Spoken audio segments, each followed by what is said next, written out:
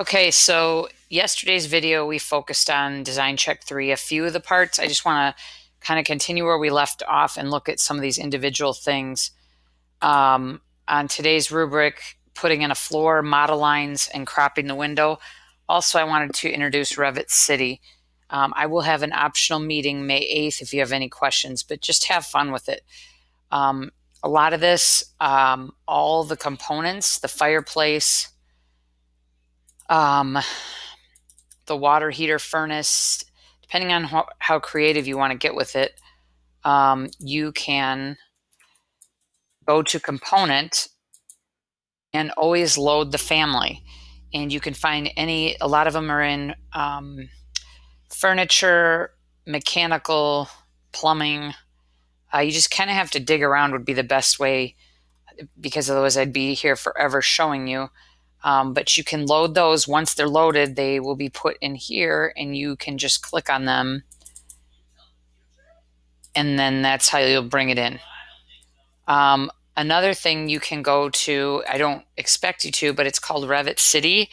Let's say you wanted a fireplace, you don't like looking there, and you can literally download these to your space and bring those in, just about anything you want. This is a real live for architects. You do have to log in, not with your school email, with a home email, and you just do an RVT.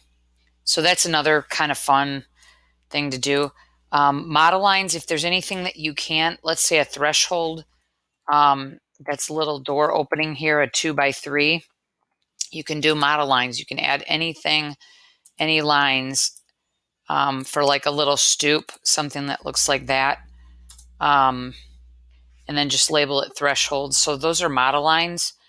The difference, you can also do a detail line, wherever that was. Detail line, you can do that. That is more on elevation, so that does about the same thing if you wanted to do like a porch or something like that. So model and detail line. If you want to add a floor, we'll be adding a roof on the next. You can play around with that, but a floor, basically, you don't really want a concrete slab, but you can just use it generic. We could just use that one, maybe have a generic. And basically what you can do is click, let's say, the lines that you want.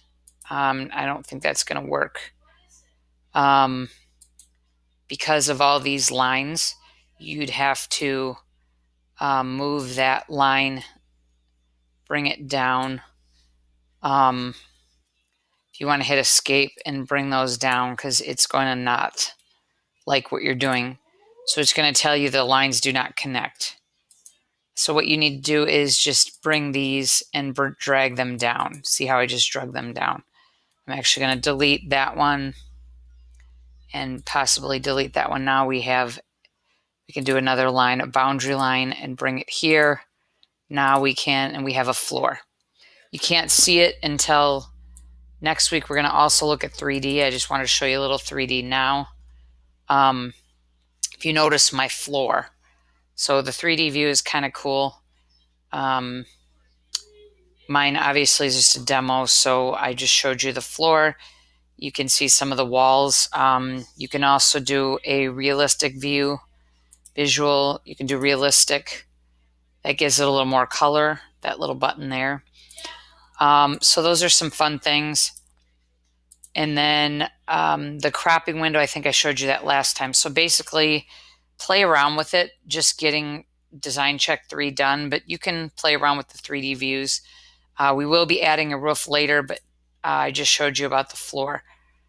Again, if you have any questions, email me, but design check 3 was basically putting all your items in that sheet and getting everything kind of finalized, ready for elevation views. Again, all the elevations, we don't really have anything yet. You should just have these 4 elevations on one sheet laid out. And then we'll be getting that later. And that's it.